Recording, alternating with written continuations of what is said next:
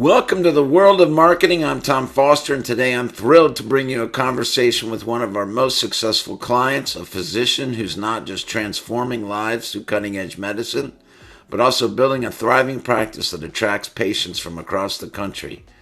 Dr. Eric Williams is a board certified plastic and reconstructive surgeon who specializes in peripheral nerve surgery, one of the most complex and underserved areas of medicine. After graduating from Johns Hopkins School of Medicine and completing fellowship training with the world-renowned Dr. A. Lee Dellen, Dr. Williams has dedicated his career to helping patients suffering from chronic nerve pain that others have failed to treat. His practice at the Dellen, am I saying that right? The Dellen? Yes.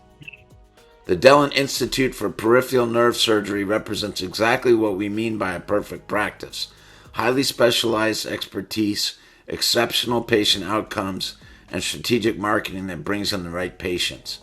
Dr. Williams treats conditions like diabetic neuropathy, nerve entrapment, post-surgical nerve pain, and even migraine headaches through surgical nerve decompression. What makes this conversation especially valuable is that Dr. Williams isn't just an exceptional surgeon, he's also an exceptional business builder who understands that great medicine deserves great marketing. So let's dive in. Well, Dr. Williams, my friend Eric, welcome to the show. Thank you. Thank you very much. You're welcome, sir. I got some questions for you if you're ready to go. Sure. Absolutely. Dr. Williams, can you walk us through what peripheral nerve surgery is and why most patients who come to you have already seen multiple doctors without getting relief? Yes. Peripheral nerve surgery is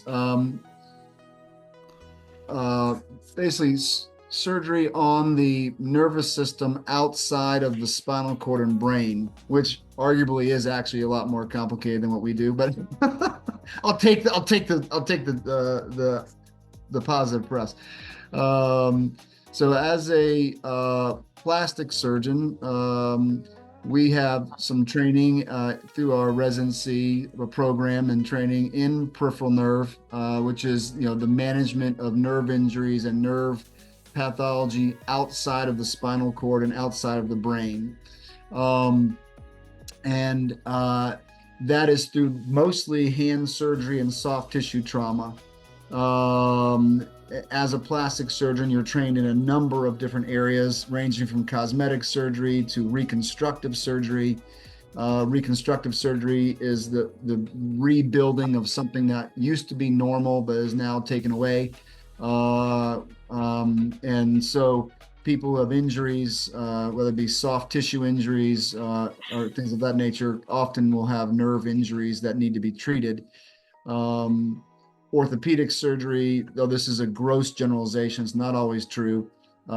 They tend to focus most of their energies on bones and joints and ligaments and tendons and rebuilding those types of hard tissue type of situation, whereas neurosurgeons tend to focus more on brain and spinal cord, although there are a few neurosurgeons out there who are trained in neurosurgery who do focus on peripheral nerves.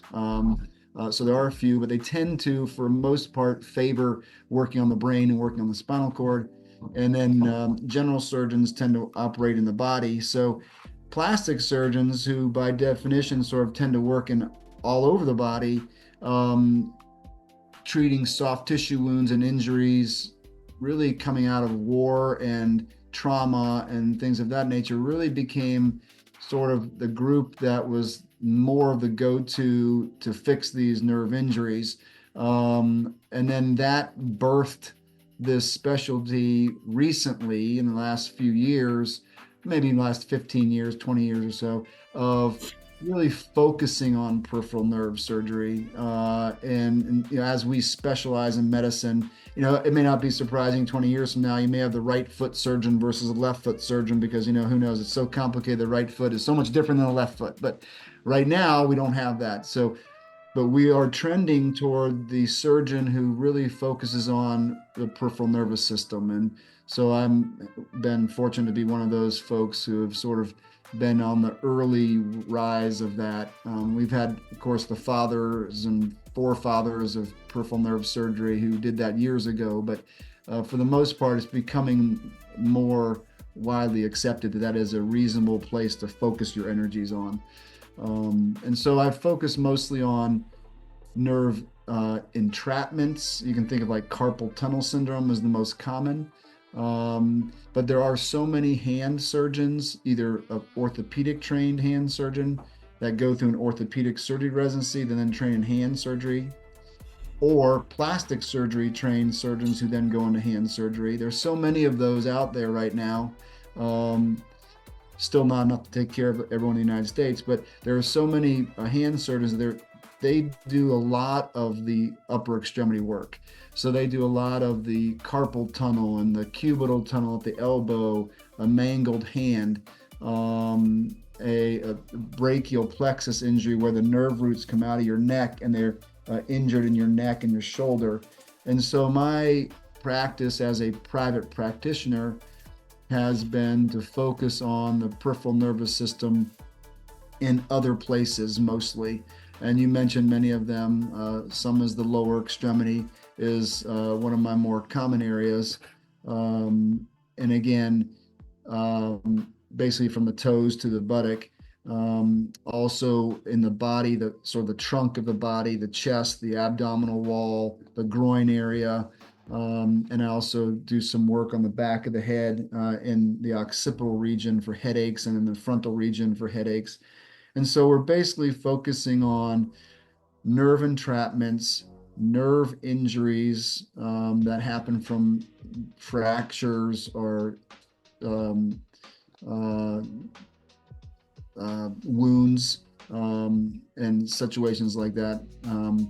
There are in private practice as a private practitioner, which is now a solo practice. My partner who developed the practice, Lee Dellon, has retired. So we see there are some things that are best seen in a university setting where you have a huge group of people who can take care of a very, very complicated patient. So if you have someone who has a very difficult injury, a major trauma to the neck or head, to the neck with multiple nerve roots injured, you need an orthopedic surgeon and a neurosurgeon and a plastic surgeon. Some of those more difficult wounds are best treated by multidisciplinary groups.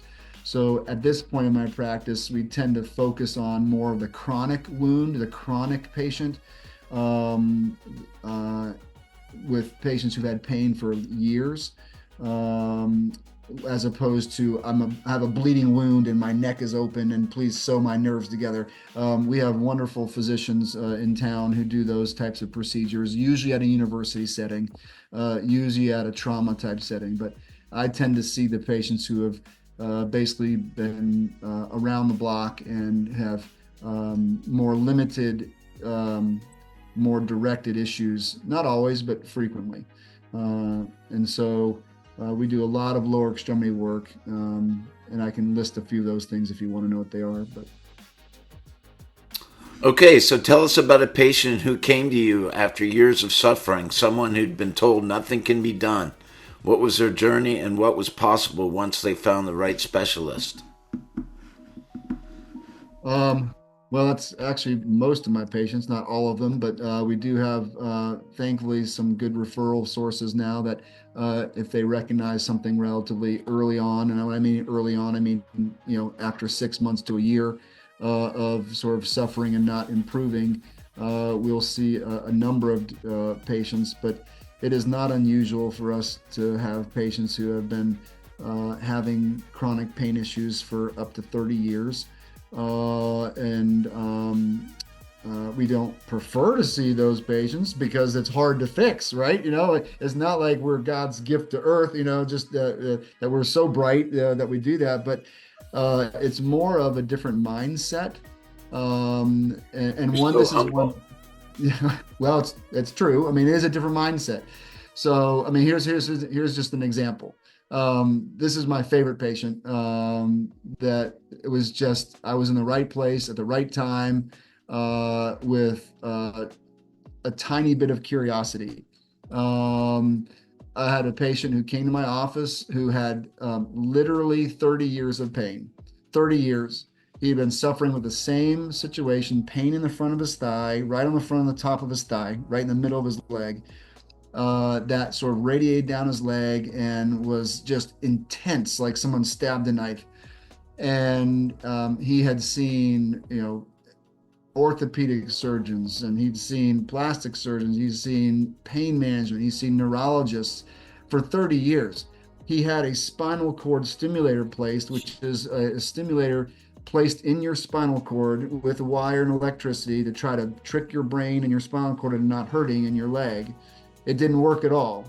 He had a peripheral nerve stimulator. That's a wire put on a peripheral nerve, on his femoral nerve, to try to decrease, send electricity through that to trick your brain into not hurting.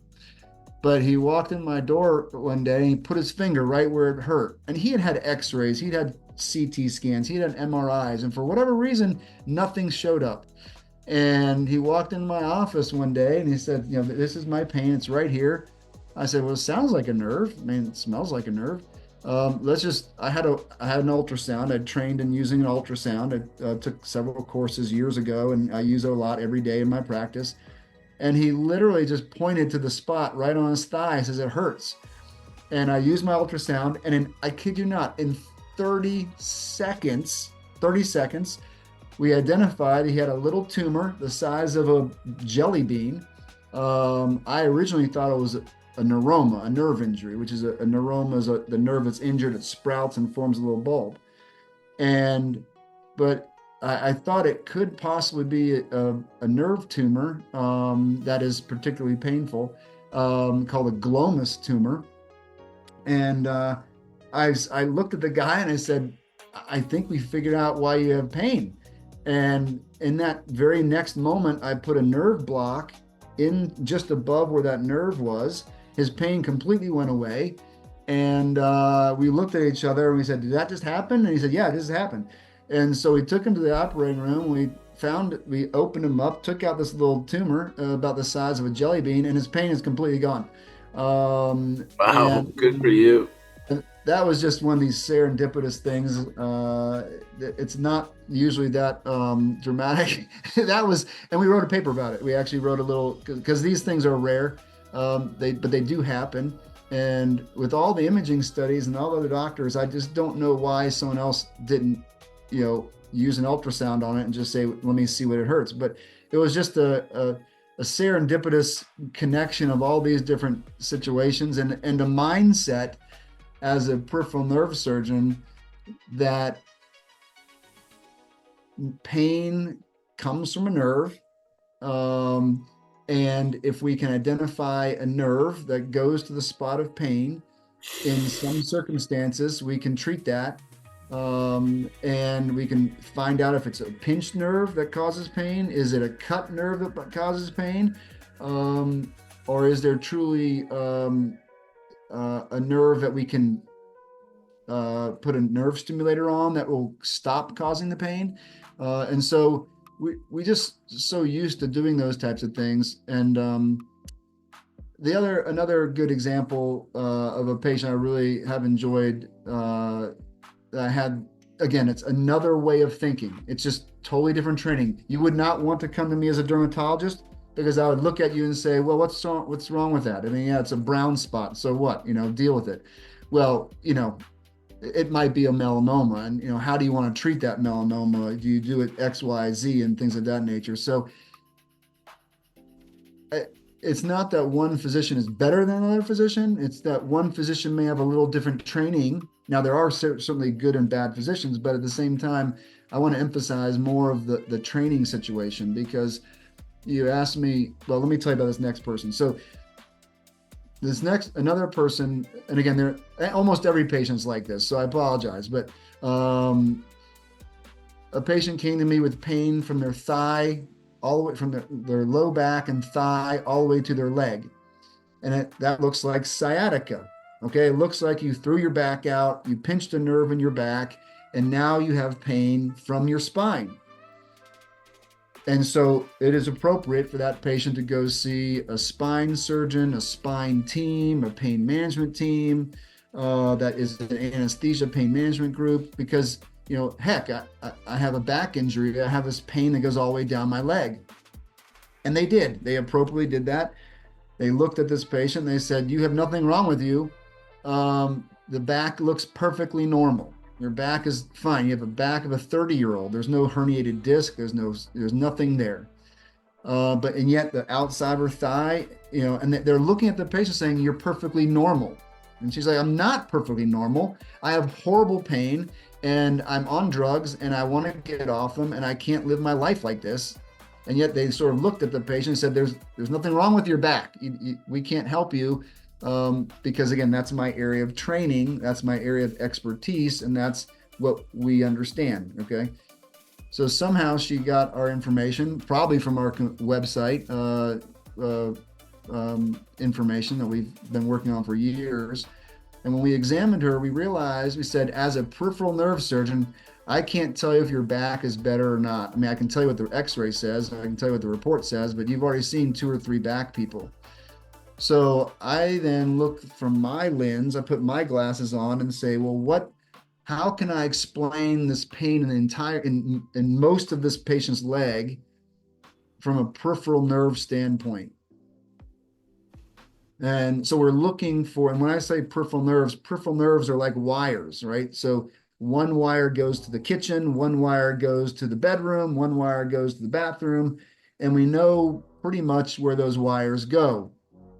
There's a little bit of variation every now and then, but for the most part, you kind of know what room it is. It may be in a different wall, it may be next, in a different stud over, it may not be on the same stud in every room. So we looked at this patient, we examined them, we discovered that they actually had not 1 or 2 nerve compressions, but 3 different individual nerve compressions, one in their groin and their hip called neuralgia paresthetica, and one at their knee called the common peroneal nerve. And when you add those 2 wires together, you get a picture of pain that's in your thigh and in your lower leg. And so when the patient says, "Hey, my whole leg hurts," if you don't stop and ask them, "Well, exactly what part of your leg hurts?" "Well, it's the outside half of my thigh." "Does the inside half of your thigh hurt?" "No, it doesn't hurt at all. It's just the outside half of my thigh." It's like, okay, well, it's not your whole leg. We need to get a history that's more accurate. And you spend the time with that patient, figure out what it is. And then we were able to discover that she had actually 3 distinct nerves that were pinched that explained all of her pain. And she'd been through the system for years because she didn't have someone who had the training or the mindset to think of it in that way. And it's not her fault. It's the medical system's fault. We just don't have enough of us around to do that. I said before, plastic surgeons, the stereotype is, cosmetic surgery, right? Let's go do your cosmetic surgery, work in Hollywood, make a bunch of money. Orthopedic surgeons love hips and joints and knees.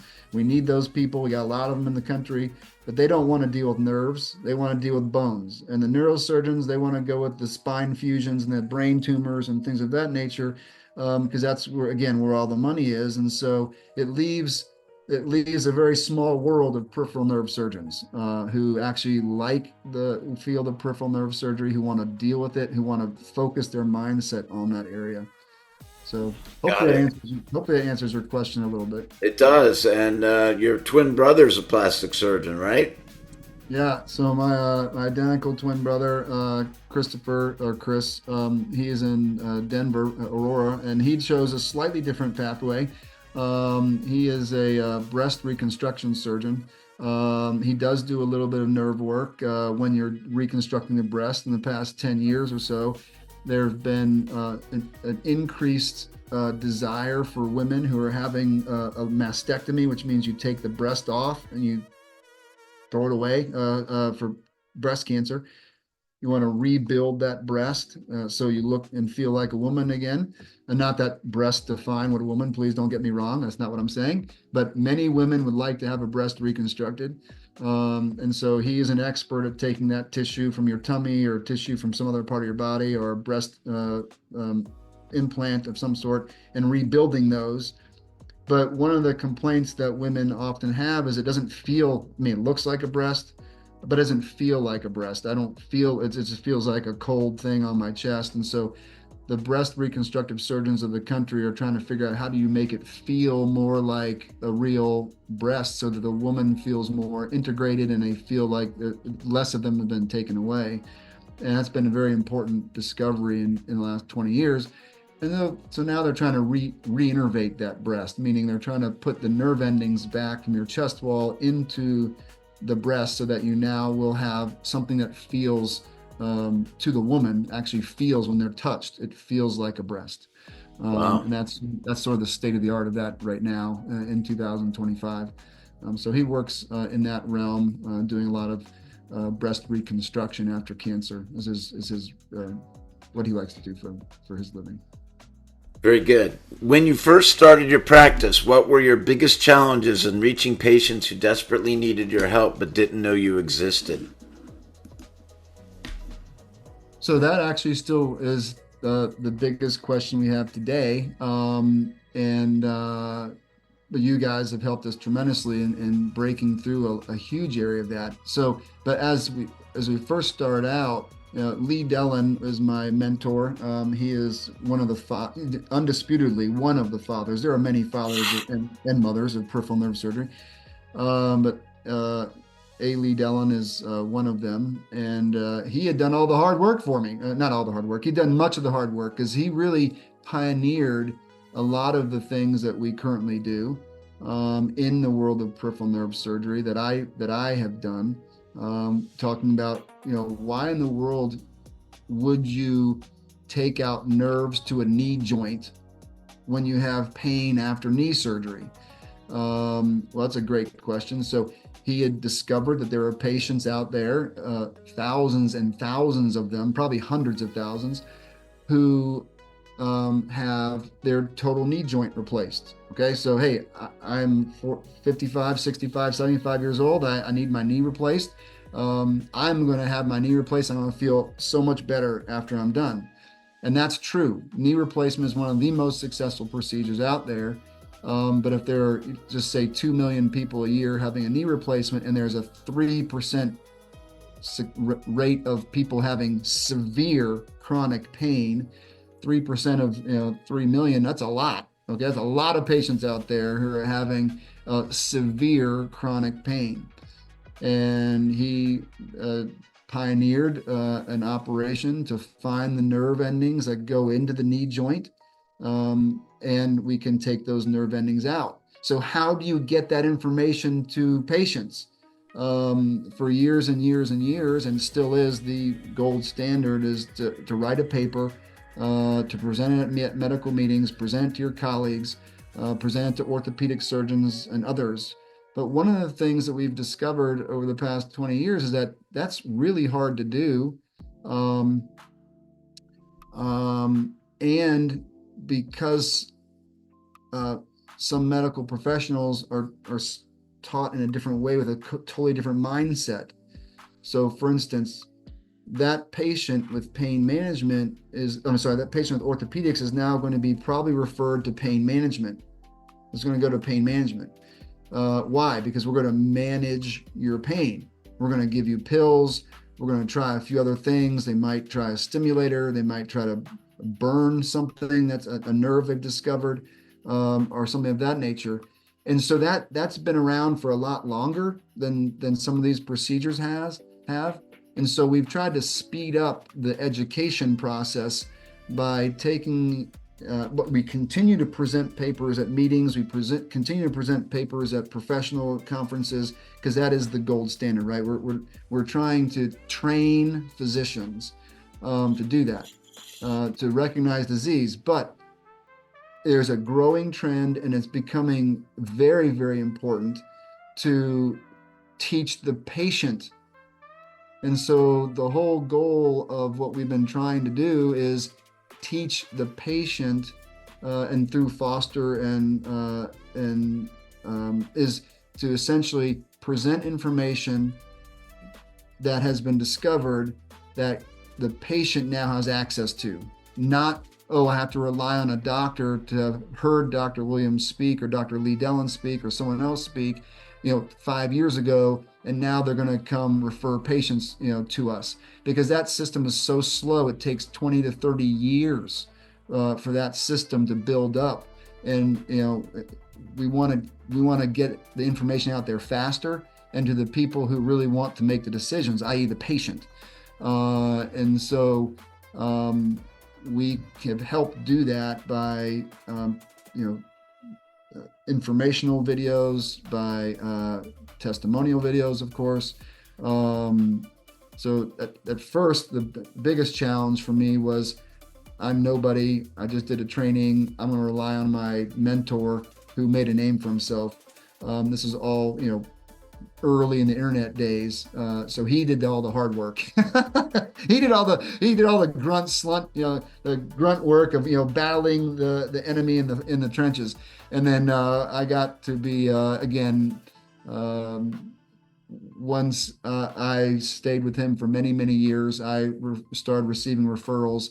But then I knew I was going to be on my own. So how am I going to do this now on my own? And that's when I started really reaching out to you guys with trying to help I me remember. with my educational program, another word for marketing, and really focusing on how we can educate people in what we do.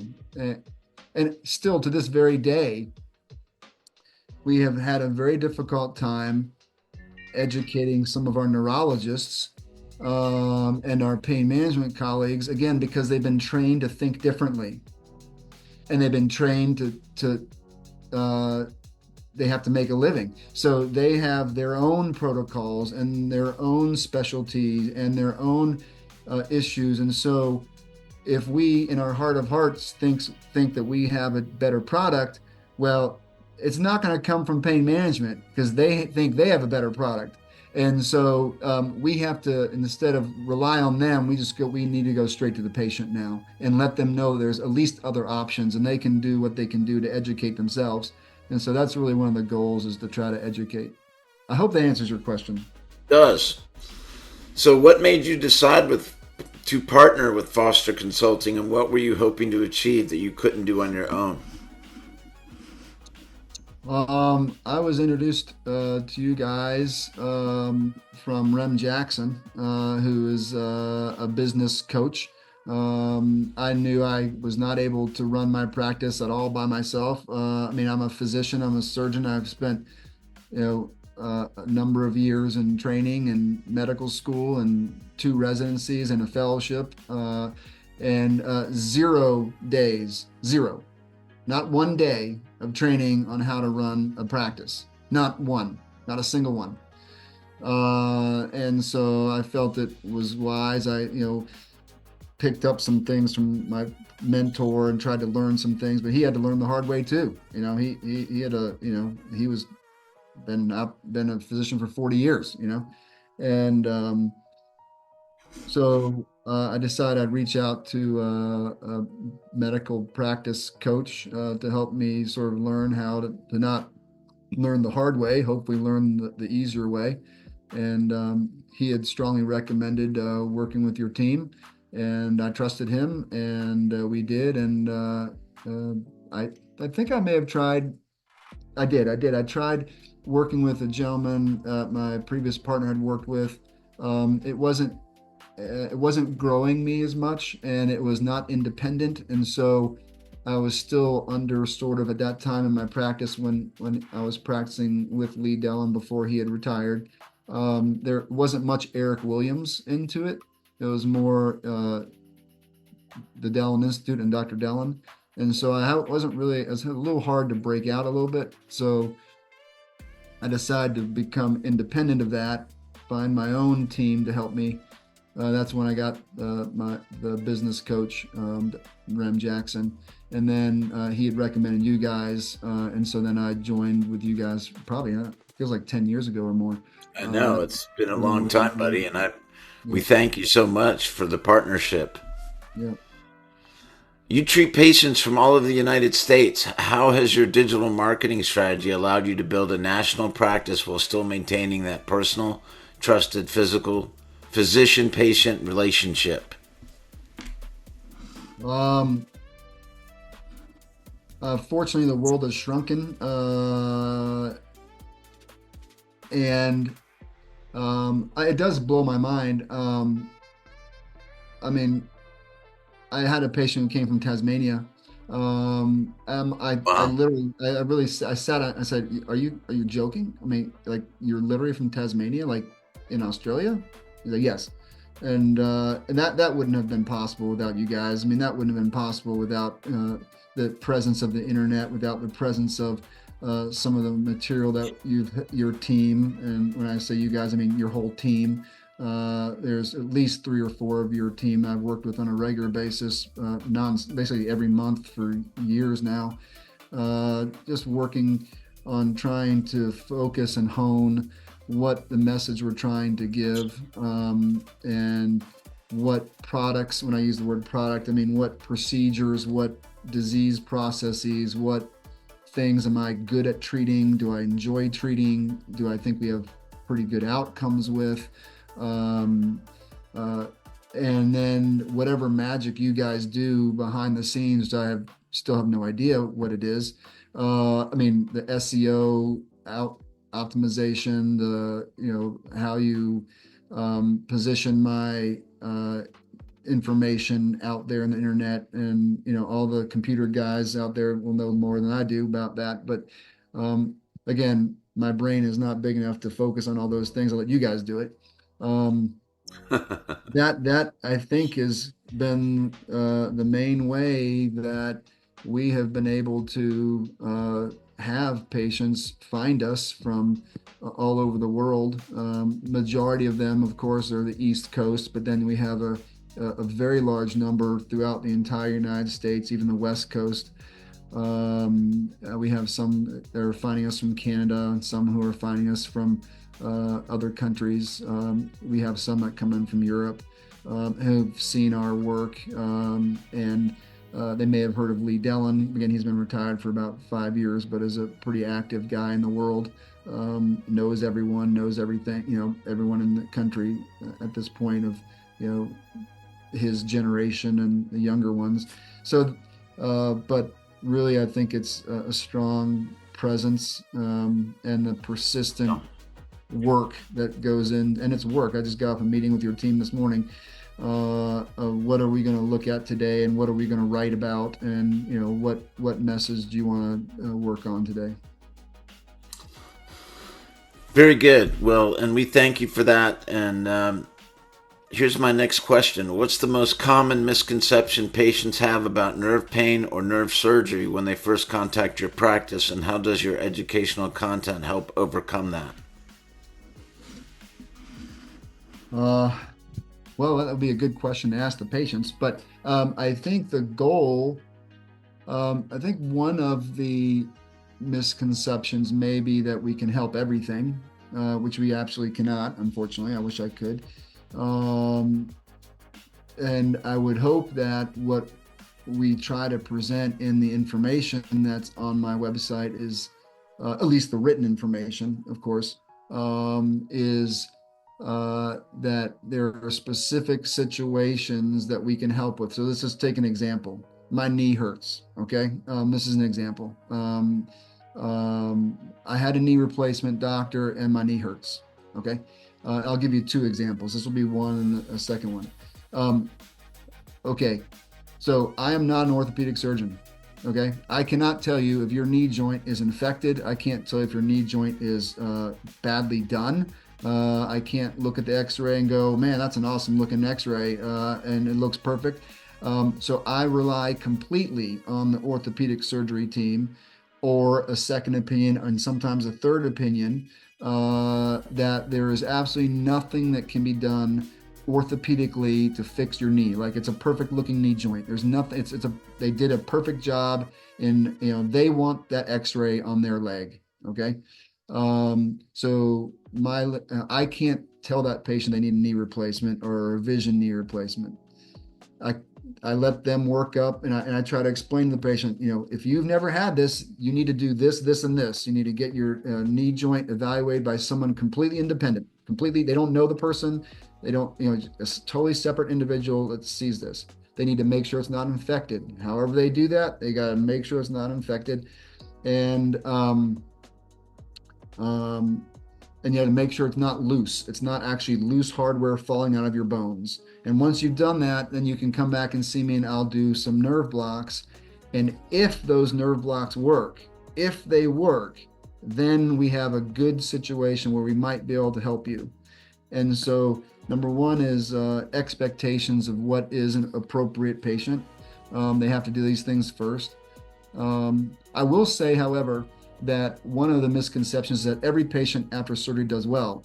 Why is that? Because I have hundreds of videos that you guys have helped me put on the website. I do, full disclosure, we also work with another woman, Lisa, who's really, really good at creating videos. And I think I met her before I even talked with you guys about videos. So I'm not trying to slight you guys in any way. Just she works with some of my colleagues who do the same thing, and they loved her and worked with her. And I said, "Oh, let's go for that." And then I never even asked you guys if you made those things. So she's a wonderful resource that your team works with great, by the way. And so she makes some wonderful videos for us. But anyway, they only see the good stories. So the one bad part about the internet is that, and I have to tell almost every patient this, who we move for the surgery. We don't put videos of people who feel terrible after surgery on our website. And, we only put the videos of the people who are, and only a fraction of them, because some of them don't want a video of themselves, right? But we only put the videos who are, who get great outcomes. And so there is this bias with patients, like, I want to be like that person. And every time as a physician, one of the things that we have to do is properly educate and properly give patients what's yes, these are our best examples. These are some of our best examples. Not everyone turns out this way. And I don't have a video of the patient who doesn't like me anymore because I didn't make them better or I made them worse, and we can always make people worse. Sure. And I have made people worse, but we don't put their videos up there. So that's one of the misconceptions I've had. But, and the other, and I'll say this one more time, and you can use this or not use this real quick. We do a lot of work with patients who have diabetes, and we like to do more, by the way, plug. But those patients in my practice, anyway, right now in 2025, we can help patients who have been diagnosed with diabetic neuropathy in their feet and legs, which is terrible burning pain, numbness, loss of sensation, and loss of balance. Some patients come in and say, well, every diabetic needs this. Well, no, that's not true. If your diabetes is not under control, if your hemoglobin A1C level is not less than 8.5, if you don't have appropriate physical exam findings, as a surgeon, we have to examine people and we have to make sure it makes sense, and they have to have a nerve compression. And so as a plastic surgeon, peripheral nerve surgeon, my job is to be as safe as possible while helping as many people as possible. And if they don't have the appropriate examination that suggests that they have a nerve compression, well, they can't qualify for an operation that might hurt them. So we make some educational videos on what an appropriate patient who's been diagnosed, I say diagnosed with diabetic neuropathy, because again, it's a different way of thinking. The neurologists, if you go to the office and you say, I have numbness and tingling in my hand here, okay? They say, oh, you have carpal tunnel syndrome. Well, I'm diabetic. Yep, you got carpal tunnel syndrome. Diabetes is the number one cause of carpal tunnel syndrome. If that same exact patient, goes to the same exact neurologist and says, well, why do my feet tingle and burn? On the bottom of my foot, it tingles and burns right here in the bottom of my foot. Oh, you have diabetic neuropathy. For 20 years now, and they may have diabetic neuropathy, don't get me wrong, but there is 20 years now, we have known that diabetes causes nerves to swell. And as diabetes causes nerve to swell, the sugar goes in the nerve, it can't get out, and water follows it, and the nerve swells. It goes through a very narrow tunnel. The tunnel only gets smaller. The tunnel doesn't swell, the tunnel gets smaller. And so now you have a big nerve stuck in a small tunnel, and that nerve gets pinched, which is why you get carpal tunnel syndrome.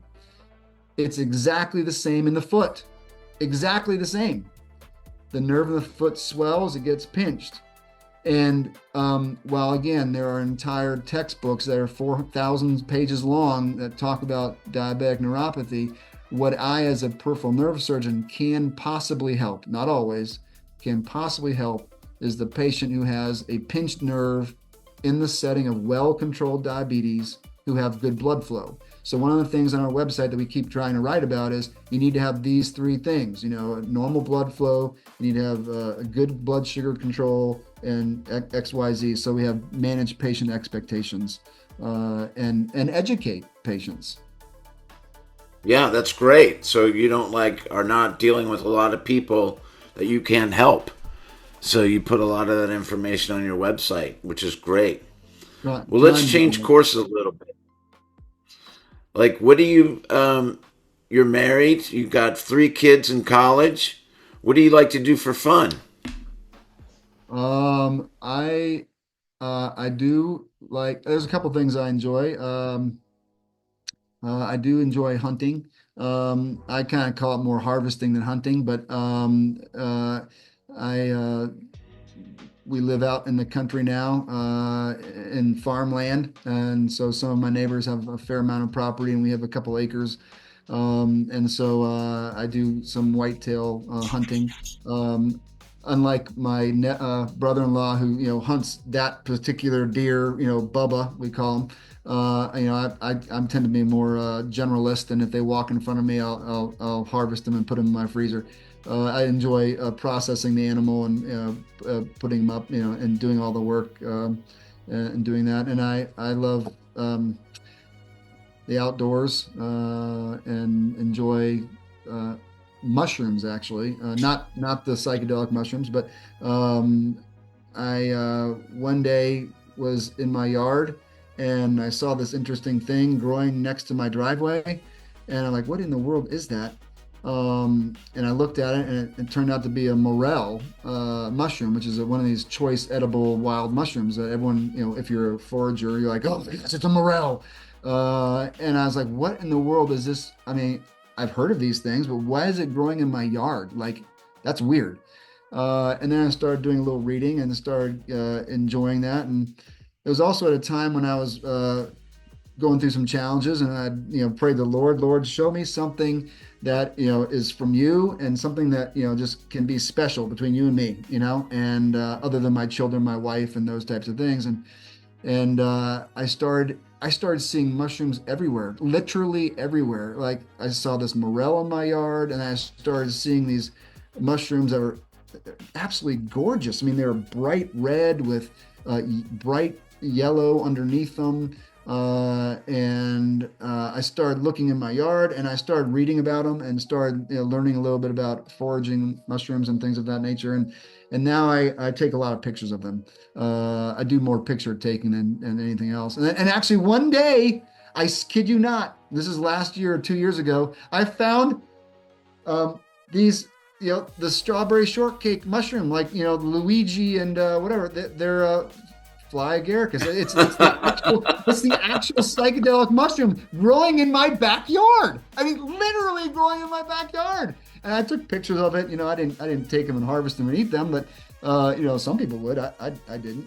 I need to maintain my brain, but and I just enjoy taking photography of them and everything. But I remember I was like, what in the world is this mushroom doing growing in my yard? Like, it's just so. That's great.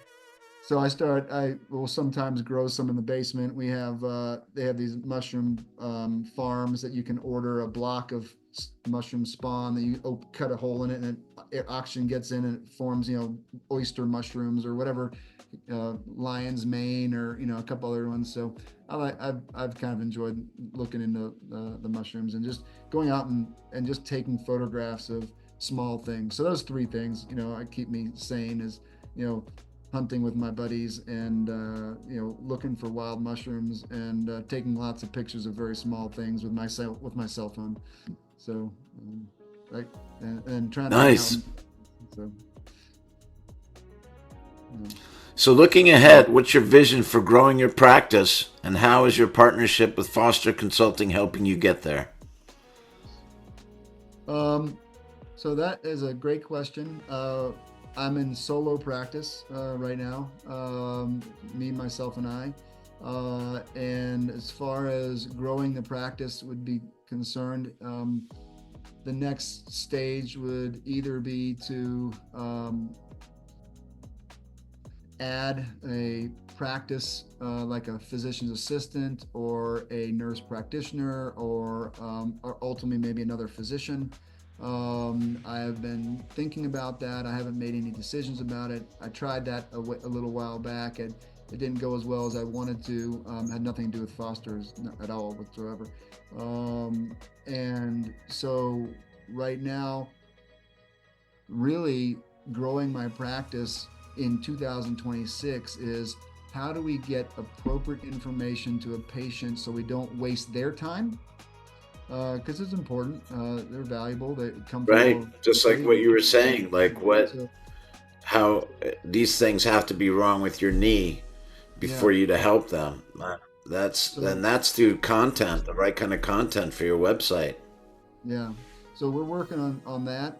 So since we can't create more hours and we don't want to burn out too much, we really are trying to focus today in the next several, another year is how do you how do you balance the idea of um, not missing a patient that you might help, but also maximizing your time and maximizing the outcomes. And again, how do you prevent wasting Betty Smith's time, from coming from California to Baltimore if I can't help them? And how can we do that through the content that we put in that patients need to read or that they hope they read, and how can we do that? And then eventually one day, we have enough patients that we could potentially add other people into the practice and things. And then we could always ramp up the marketing even more if we had to, and ramp up the information that we put out there and things of that nature. And so we haven't even explored those avenues at this point. We're not using, as far as I'm aware, we're not using paid content or anything of that nature. We're not doing those things where you're forcing information in front of people. All of our information, I believe, is organic. We're trying to put in information that is useful that patients want to read and answering questions. That would be the next thing I think is really getting an idea of how do we answer questions that patients actually type in the computer. Um, Right. that we come up more quickly. So that would be a good thing for our team to work with your team is to, how does information work now? Like, how do we get higher up on the ranking list? How do we become not the 10th page, but somewhere up the top-ish, that patients will actually see when they scroll. And so I will rely on you guys to help with that. And then when we get so busy, which we are pretty busy, but when we get bigger and bigger wait lists, which have been growing, when do we pull the trigger on, hiring work extenders, PAs, physician assistants that can increase the flow through? I just haven't decided as a physician, is it worth the extra headache to do that, and all the things that come with it, to see that next exponential growth, or not? And am I the right person to do it? Do I have the right personality to work with another physician? Do I have the right personality? Do I need another physician? I have thought about adding other practitioners, such as a pain management group, or at least a pain physician, so they're not necessarily competing, but and having a multi-specialty group where Right. I can rely on an orthopedic guy say, listen, this is definitely not a nerve issue. This is not a joint issue. It may be a nerve issue. And right now we have that loosely with affiliations and with referrals, and I refer to certain people and back and forth. But really has been really a dream of mine. It would be to have a multi-specialty peripheral nerve pain clinic where we actually are comrades and we're actually um, working to see these patients get better as a collaborative effort, not a competitive effort. I just have not been able to figure out how to do that yet. But um, and, uh, and also I've wondered, is it right to do that in a private practice setting? And I think the answer is yes, it can be done. Do I have the energy and the expertise? Maybe not, but maybe Foster can help me with that. We can help you, and I know that So Ren Jackson can help you with that too. yeah. So Well, Dr. Williams, it's been great talking to you today, buddy. I've enjoyed it. I've learned more about you and the challenges that you face in your practice, but it sounds like to me that you've got it narrowed down. And how would somebody, if a patient hears this or a doctor hears this and wants to refer you patients, how would they get a hold of you? they could go check out our webpage, and or they can contact my office by calling 410-337-5400 or drericwilliams.com, which is drericwilliams.com, and that will take them to a wealth of information of who we are, what we do.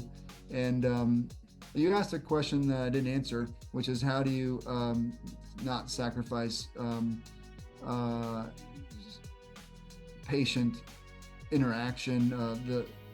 The answer is it's hard because we don't want to be so big that we have to sacrifice that person to person relationship with that patient. I mean, these patients have had pain for years. The number one thing that they tell us is no one's ever actually asked me these questions. You've spent more time with me in the first 10 minutes than most people do in every practice. We spend an exorbitant amount of time with these patients. They are challenging. They have had difficult situations. They want to be heard. They want to actually believe that you are actually care. And so we actually don't want to build a practice that's so big that we can't handle the human being. Right. And we want to be able to. I had a patient recently that actually donated. I can't even say it was a patient. It wasn't even a patient. It was we're going to write a newsletter article on this. John is working on it. That literally donated $1,000 because I spent like 35 seconds trying to answer this person's question. And completely out of the blue, a check arrives in my office. There was no interaction. It was unbelievable. I've never had this happen. This is just the last month, and this person was so moved by just a conversation that we had, not even a long conversation, that they donated money to apply to someone else's bill so that they could, potentially afford a procedure, or if they had difficulty paying for it. So Wow. we matched it for them, just because I was so shocked of their generosity for that. Um, but I think that's the key. It doesn't matter how good of a physician you are and how many, in my opinion, I think one of the main things that people want to hear, even if you can't help them, is that you care for them and that you are trying your best to Yeah. understand what they need. And so I guess the answer is we have a waiting list because I can't see that many people a day, and I want to be able to um, spend the time with those people, understand what they're complaining of, so I can understand if we can help them or not. And that is the one thing that I do not want to do, is grow so big that you can't do that. So because that's what Right. that's part of medicine is. It's the art of healing, and that's the art part. And we can't necessarily heal everyone, but at the same time, I don't think I want to practice medicine if I couldn't do that, because you're not. It's just you're losing something there. You're losing that human connection. and in the situation with suffering, and how to really bring someone, to extend yourself out to those people. Um, Now it's also nice if Very you back good. it up. It's also nice if you can back it up if you can help them. But at the same time, sometimes the only thing you can do is hold their Sure. hand and commiserate sometimes. So. Well, Dr. Williams, thank you so much. It's been very educational. I appreciate your time today. I know you're a busy guy, and you probably have another meeting to run off to. And I will get this out. And everybody in the world of marketing, thanks for listening to Dr. Eric Williams and Tom Foster. And you guys have yourself a great holiday. I don't know when this will come out, if it comes out before the holidays, but probably around that time. And Dr. Williams, you have yourself a wonderful holiday too. Thank you, buddy. Thank you so much. I appreciate your time. All right.